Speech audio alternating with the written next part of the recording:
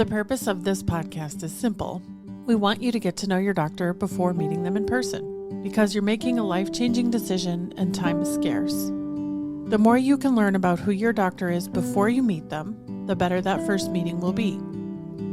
There's no substitute for an in-person appointment, but we hope this comes close.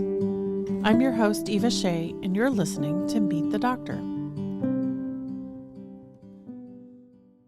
Today, my guest on Meet the Doctor is Maria LoTempio. She's a double board certified plastic surgeon in New York City. Welcome to the podcast. Good to see you. Thank you, Eva. This is such an honor, such a pleasure to be here this morning, especially to be able to discuss life with you. I'm excited. It's a beautiful morning in New York City, and I think it's as good a place to start as any is to just ask you, are you from here?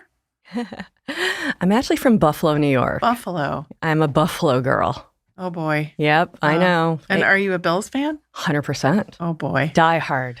When I lived in Houston, all my friends were from Buffalo. And so I used to go to the Buffalo Bills backers bar, and they ran the official Bills backers club. And so I was an honorary Bills fan for many years before the Texans were in Houston. So my friends always laugh at me because we could travel anywhere in the world and I will gravitate and meet Bills fans. And in any bar, in any city, in any country, there's a bunch of us. Like you have radar for each other. We do. We just pick each other up and we just gravitate towards each other. And you're not even wearing Bills clothes. You're just like... Never. No, but you just know. There's just something about us. We're magnets. We just attach. Yeah. Yeah, we love sports. We're very loyal. Loyal, and it's difficult to be loyal to the Bills at times, but we all are. Very true. We all are. When did you leave Buffalo? Gosh, that's a hard question. I mean, I've been in and out of Buffalo probably since I've been 15 because I used to train in Canada for ice skating. And then I officially left for college.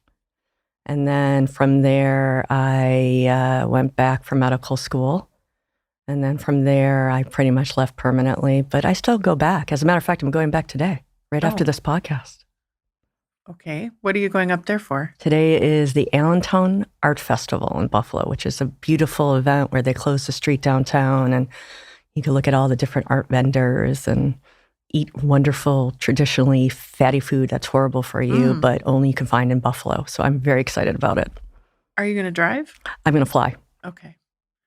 So you said ice skating. Were you training to be a figure skater? Yes. Did you think you were going to be a professional skater?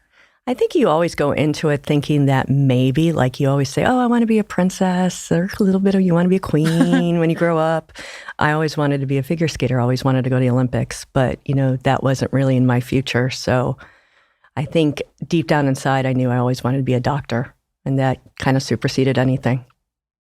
And I've interviewed a lot of doctors this year, and I've been asking the question a lot, like, when did you know you were going to be a doctor? And they always fall into one of two buckets. Either they always knew from the time they were a little kid, I'm going to be a doctor, or they were doing something else really well, like you were, and then all of a sudden something happens and they switch to, I'm going to be a doctor now. Is that accurate? That's sort of what happened to you? Somewhat. I was 6 years old and I always had ear infections and throat infections. I was just one of those kids that were always sick. And I was always at the pediatrician's office. And one time when I was 6 years old, he took out the stethoscope and was listening to my heart and lungs. And I'm like, I come here all the time. And every time I come, you put this black thing on me. What are you doing? He goes, I'm listening to your heart. And I said, oh. I said, are there other things in there that you can listen to? And he goes, yes. I go, what are they? He goes, we call them organs. And then I said, oh, so if something goes wrong, are you a doctor to fix the organs? He goes, well, I treat the organs, yes. I said, well, if something goes wrong, how do you get to them? He goes, well, that's a surgeon. I said, well, how does a surgeon get to them? And he said, you have to cut to get into it. And I turned around to my mother and I said, I'm going to be a surgeon. When you were 6, you did this? 6 years old. Was anyone else in your family a doctor? No one was ever in the medical profession. Yeah. So you were just skating until you could be a doctor. And Then you headed off to college. Where did you go? Georgetown University. Oh, Georgetown. Mm-hmm. And did you stay there then for medical school or no? No, my father said, hey, you've had enough fun. I've spent enough money. Let's come home to Buffalo so I could get a little break financially. And I was very, very fortunate that my father and mother were able to provide education for me. So I said, okay, I'll come back to Buffalo. So tell us about the path from Buffalo. I mean, it's covering a lot of ground, but from going back home to kind of where you are now, what did that look like? Well, you could imagine after, years in Buffalo for medical school, I was like, that's it, I'm done. I need sun, I need warmth. And I immediately moved to Los Angeles. Half of my family in the 30s went to Los Angeles, and all my roommates in college were from Los Angeles in Orange County. So for some reason, I always had this beach blonde image of myself, even though I'm brunette and hazel eyes, dyed blonde now. But I just gravitated to the West Coast. So I was fortunate enough to be accepted to a really prestigious head and neck program at UCLA for 6 years and completed that and did well and decided that it was time for me to do a fellowship. So all the residents meet with their chair, and most of us in head and neck surgery go on and do like a facial plastic fellowship, which is generally 12 months. And my chair said, no, that's not your path. And I said, I don't understand. And I was crushed. I'm like, why? He goes, no, I think you're so talented. You should go on and be a plastic surgeon and learn about reconstruction from the whole body, because that was really my emphasis initially. And I was like, what? I'm already old, another year, where am I going to go? And he's like, no, I think this is the right path for you. And you know what? He knew me better than myself, because that was 100% the right information to relay. And I credit him, Gerald Burke, for where I am today. Were there a lot of women in this program or not really? UCLA was very heavily endowed with a lot of women surgeons. So I was very lucky to be in a program where there was many women, and I never really thought like I was a woman. There was anything weird about that in this particular program because there were so many of us. Was any part of this training particularly challenging for you? Oh, what part? All of it. To be a surgeon's challenging. Sure. I think we all in our lives have problems with moments in our life where things are just really stressful. And to achieve something, you really have to put forth the effort and the determination. But you really need support, and I was super lucky. I came from a family and have a great social and friend network that really supported me even in the down times. And I just kept going. And sometimes people know you better than yourself. Sometimes being told no is the best thing that can happen to you. True. So how did you get back to the East Coast then from LA? So I moved to South Carolina. I inched back slowly, still in warm weather. And then from there, I was in a residency program that had a very famous breast surgeon who was there because of Katrina. And I was put on his service. And during that time, he said, hey, I don't think your life's back in LA. I think your life is more here.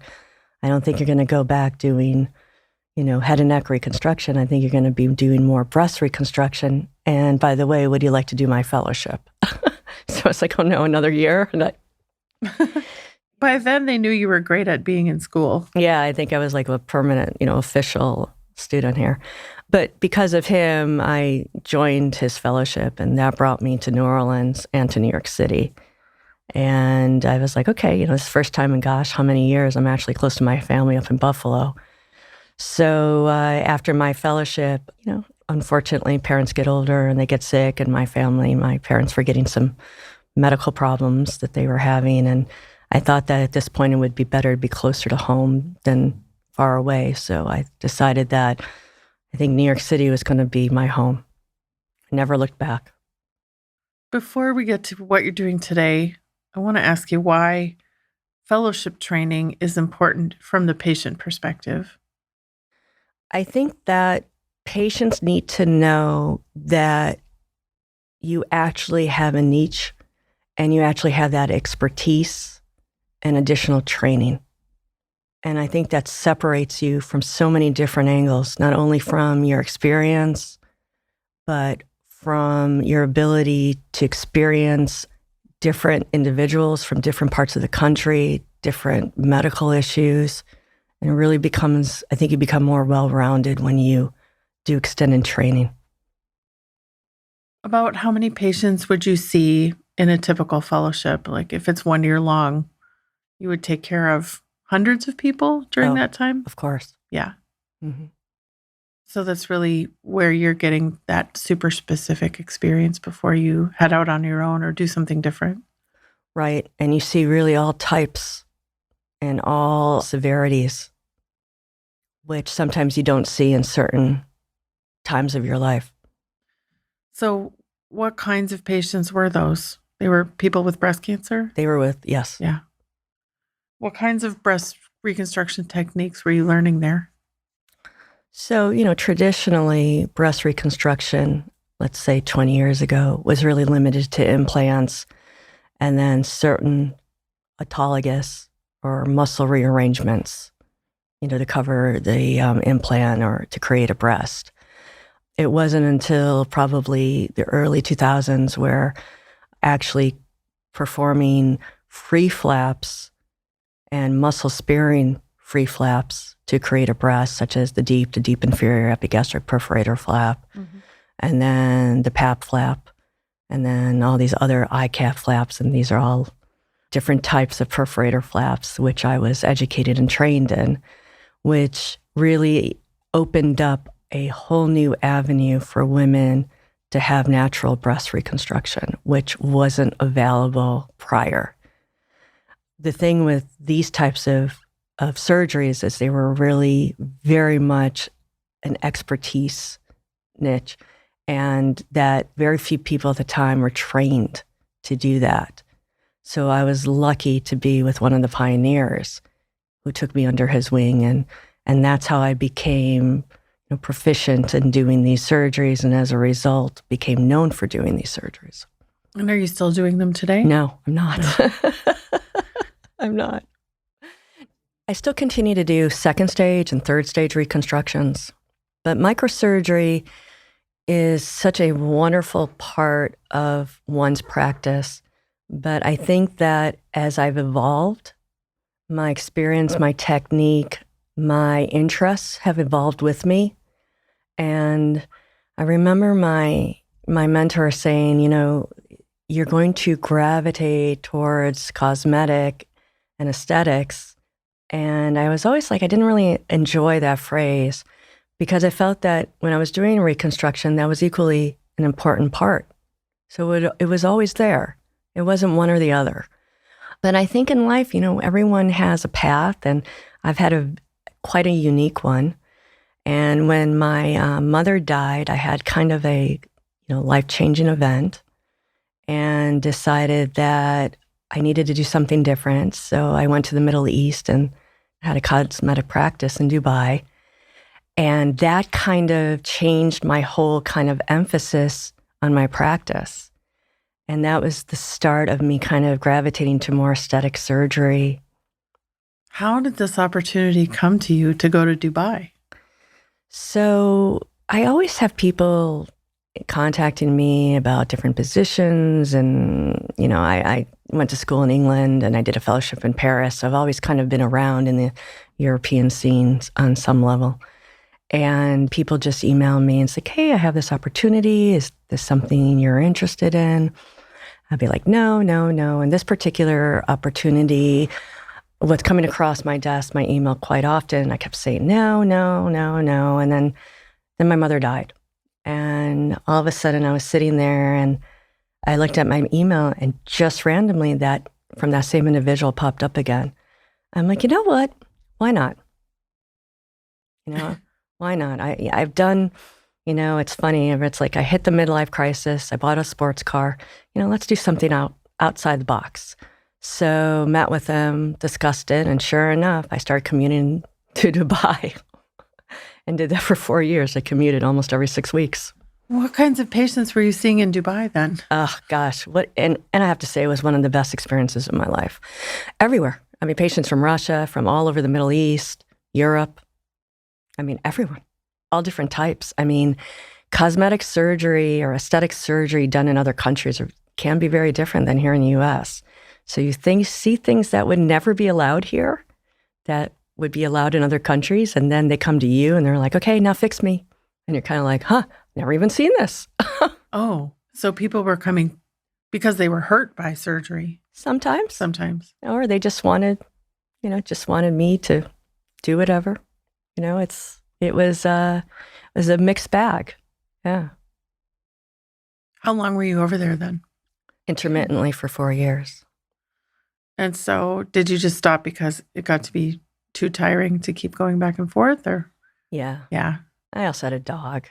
Your dog. Okay, tell me about your dog. Yeah, so my dog Wallace, who is my baby. I always joke around that I work for him to have the lifestyle he has. And when I get really kind of stressed, I always tell him in the morning, I'm like, what are you going to do today? Why don't you get a job? Why don't you pay for this lifestyle?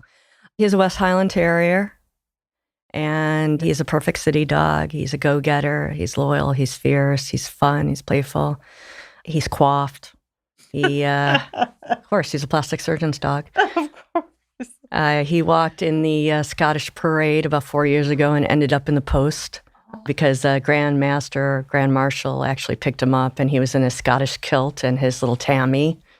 And he was in his colors. That's fantastic. Yeah. So Wallace gets a lot of attention. Oh, Wallace. So where's Wallace today? Wallace is sleeping. He's at home. In my bed. Mm. Yes. He is not a morning dog. You laugh. He really isn't. I wake up at 5:30, to go to work. And he looks at me and is like, shut the light off. Like, what are you doing? Go. You're disturbing me. And then I have cameras set all over, my apartment. And I can see him. And as soon as I leave, he's down and out until about 10. And then he slowly wakes up around 10 a.m. Wow. Yeah, he does need a job. Yeah, I know. Are you sure he's not depressed? Yeah, I thought about that, but no, he's really happy, smiley. He's up all night partying. I think he has a whole bunch of friends outside with his nanny. They have play dates. He has a nanny. Yeah. Oh, Wallace. And I walk on the street on the weekends when I'm not working, obviously, and people come up and they're like, hi, Wallace. And I'm just kind of looking at them and they're like, oh, are you the new nanny? And I'm like, no, I'm the owner. I'm the mother. And they're like, oh. So Wallace is well known in the neighborhood. Very much so. Okay. So you work long hours. Mm-hmm. You're taking care of a lot of people. What kind of patients are you seeing these days? I mostly see patients that have had cosmetic surgeries that have not necessarily been ideal for them. So a lot of revision. I'm sort of slowly moving into that part of my life where I'm getting the revisions. And I remember one of my mentors says, you get to the point in your life where you finally kind of hit your stride. And that's when when you start getting the hard cases, the cases that people have done and don't want to do anymore. And they kind of come to your door. Yeah. This happens to us, doesn't it? Yeah. And I don't know if it's good because it's like, hey, but then you're like, oh, I'm getting older. Okay. Yeah. I just feel like I just kind of hit that. Like all of a sudden the hard problems are the ones coming my way because I'm the only one that can solve them. Why? I know, right? Like, shouldn't there be other people? And why can't I have the easy stuff? I want my life to be easy at this point. I've worked very hard. We all have, right? We want a little bit of a break now and then. But it is an honor, when I do have, these patients and I like the challenges. I really do enjoy them. And I'm always trying to improve my surgical technique, my care. And you can't do that if you just do the simple things over and over again. You need that little bit of that challenge to get you moving to that next stage. Is there a certain type of patient that you want to see these days? What does that look like? No, I'm equal opportunity to everyone. I think it's more or less the better question is that patient does want to see me? I think maybe where I'm trying to go with that is, what do patients find you for? What are you known for? Right. When people say, I need help with fill in the blank. Oh, you need to go see Dr. LoTempio. What is that thing that they're talking about you? Right. So I'm known for breast surgery and liposuction and fat grafting. Those are probably the three big areas. Fat is a very popular topic these days. It is. Absolutely. So, how are you thinking about fat in terms of moving it around, keeping it, getting rid of it, shifting it to other places on the body? What's happening there? Yeah, I'm equal opportunity with fat. I like to do everything with it. I do everything with it. I move it around, I take it out, I put it in. I switch places with it. I sculpt it. I do a bunch of things with it. I repair things with it. It really is a versatile graft to be able to use in so many different areas of the body and so many different reasons to use it in all different types of patients. A lot of women are coming in and asking, at least from what I hear, people are asking for ways to have breast augmentation without implants. Are you starting to see that happening? Yes, but I've been doing that for about 15 years. So for me, it's nothing new. But yes, there's definitely a subset that wants the natural breast. And I definitely see those. What do you think the reasons are behind that? Multifactorial. I think women have an idea that implants are unsafe and they're scared, and everyone knows of a horror story, and they don't want a foreign body in them, and they don't want to be really big, and they don't want to look like they've been augmented, and they just want a little, little fullness, a little pop, cute little black dress that they don't really need to wear a bra when they go out, a little bit of cleavage, but nothing like over the top, such as their own zip code with their, breasts. Not like the 80s where the triple G's were being put in, and the large breasts. I think women now want more of a natural and more of a reasonable shape to their body, natural to their body shape. So how do you accomplish that with things other than implants? Well, it's, again, they have to have a certain breast size to start off with. They have to have a certain skin quality. But really, more importantly, they have to have a certain type of medical history, because fat grafting can distort cancer surveillance.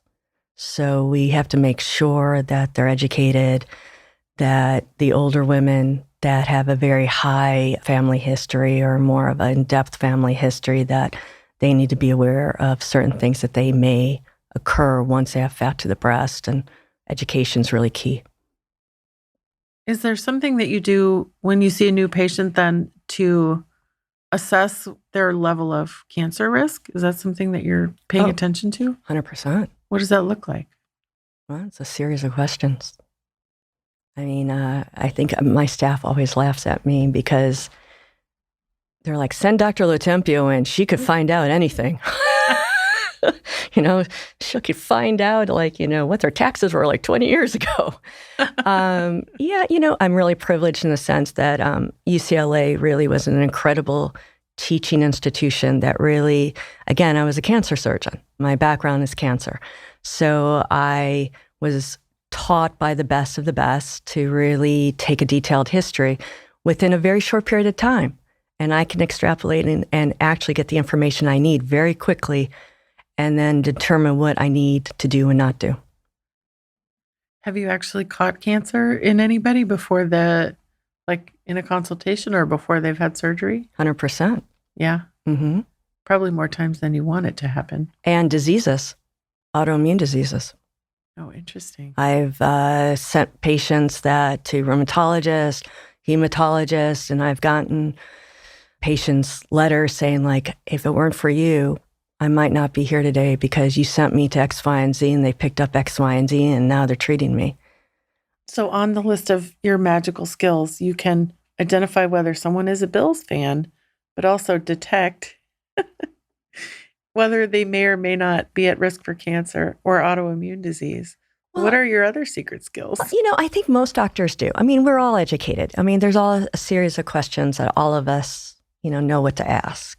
Not everyone has the time. Not everyone has that rapport with patients to be able to do that. I also was a nurse. Did you know that? I did not know I was that. a neonatal ICU nurse. How did PICU nurse. When did you have time to be a nurse before you became a doctor? before going to med school, I was a nurse. So my father, so yeah, this is an interesting story. I digress. Let's digress for a moment. My father said, I'll pay for your education, but you need to become a nurse. And I'm like, what are you talking about? So my father had a home healthcare agency, and his goal was for me to get an MBA and take over the company. So he thought, okay, she doesn't really want to become a doctor. She doesn't want to become a surgeon. I'm like, Dad. He didn't believe you? Didn't believe me since 6 years old. He's like, you're a woman. You don't want to do that. And that old fashioned. So I said, okay, fine. He goes, you could be a double major, triple major. You could do anything you want, but you're going to become a nurse. You're going to be licensed and boarded, and you're going to work 1 year. And after that 1 year, you can do anything you want. So I said, fine. So I was double major, went to school in the summers, went to school all year, got my nursing degree, got other degrees, got my pre-med in, graduated, got a coveted position in Washington, D.C. in the NICU, neonatal ICU, worked for 12 months. On the day of my 12-month anniversary, gave him my resignation, applied for J. Crew, became head cashier while I was applying to medical school. What? And then I went to medical school. They say everyone should work either retail or restaurant at some point in their lives. So this is the part where you fit that in. Yeah. Yeah. I was tired of wearing scrubs all the time. I wanted clothes. What did the experience of being a nurse teach you about being a doctor? Everything. Yeah. Not only do you have such a great appreciation for our staff, and I think sometimes as doctors, we kind of forget the people that support us. And we're only as good as our team. It's not an individual, it's a team. And as a nurse, you understand all avenues of the hospital, the support structures, how important they are, not only for the patient's family, but it's the ability to get along, it's the ability to do what you need to do as a medical professional. And again, really the key is listening, understanding, providing the care, providing support, which I sometimes think as doctors, it's hard for us. We don't always have the time and we don't always have necessarily the skill set to do that. So I think I became unique in a sense that I had that. I've heard it said that they train that out of doctors. But it sounds like they trained it into you first and they couldn't get rid of it. Yeah, no, probably not. Not with me. You mentioned earlier you're going to go home to Buffalo today for an art festival. What other kinds of things do you like to do outside of work? And Wallace, of course. Yes, right. So I love to play tennis. I try to play tennis, I should say. I enjoy that. I like to paint. And don't laugh, it's paint by numbers, but I still like to do it. It's a way for me to relax. So one of the things is, as I've noticed as I've gotten older, I always have to do things with my hands. And I think it's a surgery thing. I always used to kid around, I'd be a great smoker, except I'm completely 100% against it. But, because I'd be great with my hands, like they're constantly doing something. So I do a lot of needlepoint, I do a lot of painting, things like that, tennis. I try to be social. I belong to clubs. I try to be as well-rounded as I can. One thing that is standing out to me here is that you like to work and you keep yourself very busy. Yes. Yeah. What's coming for you in the next year? Greatness. More greatness. Yeah, no, I think that this year is a great year for me. I think it's a moment of revelation for me this year. Not to digress, but I did lose my dearest friend to cancer, complication from cancer. And my roommate from college, my sister, my it. And I kid around saying that I'm very fortunate in life, and I think a lot of it has to do with the people I surround myself with. My parents upstairs, she's upstairs now, and I think I have some guardian angels that are kind of circulating, and I think that with sorrow comes greatness and happiness. And I think I'm on that path to achieve even more. It sounds like it. You'll have to come back and tell us in a year. I can't wait. If someone's listening today and they want to reach out or find out more about you, where should they go online? Oh, great. Yeah. So it's LoTempio, plasticsurgery.com, or Dr. LoTempio NYC, TikTok, Instagram, Facebook, LinkedIn. I think you can follow me everywhere nowadays with technology. You're not hard to find. No. Yeah, but I think you could really find us through our website, and just Sarah's my practice manager, and she's just amazing. Again, when you surround yourself with really amazing people, I think it only makes you better. And I'm so lucky. So yeah, I'm here. I'm in New York. I'm on Fifth Avenue, my brand new office, and right across from Saks. So go buy a purse and come see me. That sounds like a good plan. Yeah. I'll put all those links in the show notes. Thank you for sharing yourself with us today. Absolutely. It's been a privilege. Hey, thank you. This has been absolutely wonderful. Thank you so much. Such an honor again. You're welcome.